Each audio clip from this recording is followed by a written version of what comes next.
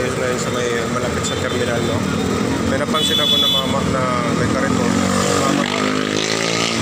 Namamaga yung paa niya. Kanina pa yan. Ayan po. Sana po kung sino po ang nakakilala niya, kung kamag-anak. Tulungan na lang nila. Kawawa naman. Namamaga yung binti eh. Ayan po. Medyo malayo lang po ako kasi mahirap. Po.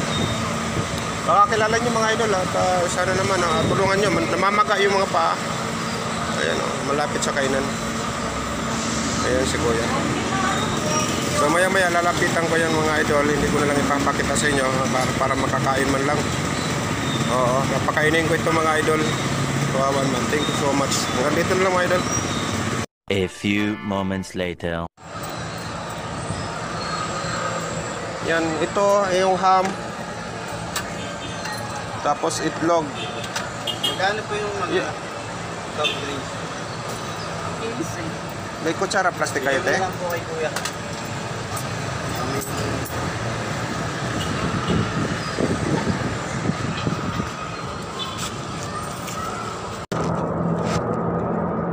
Yan wag mo na isara. Sa kanya ba yan? Sa kanya yan? Tama, wag mo na isara. Ito. Kain, ubusin mo kain ha. Para lumakas ka. Ayan mga idol, kakain ko. Ano ba yan? May gulong ba yan? May gulong ba yan? Wala. Saan ka pa galing? Naglalakad ka, mahirap yun. Bayad.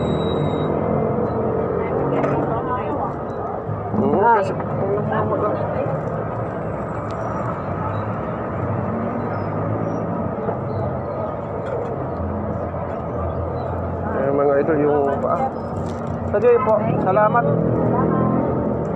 Ngayon kain ka lang ha. Humingi ka lang. Ayun na po yung mama na pinakain natin mga idol.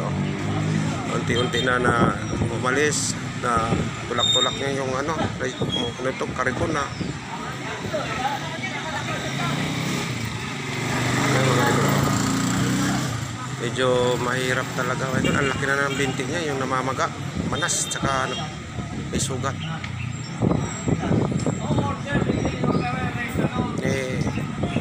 Sakit sa kalooban mga idol na nakikita natin na gano'n. Yan. Yan. Kaya ingat ko ya. Yan idol, ingat ka. Ito, kumayan.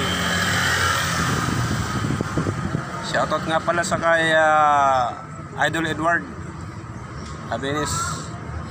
Salamat Idol sa yung natin sound card. Makakapit ko rin yan. Salamat. Dito na lang po mga idol.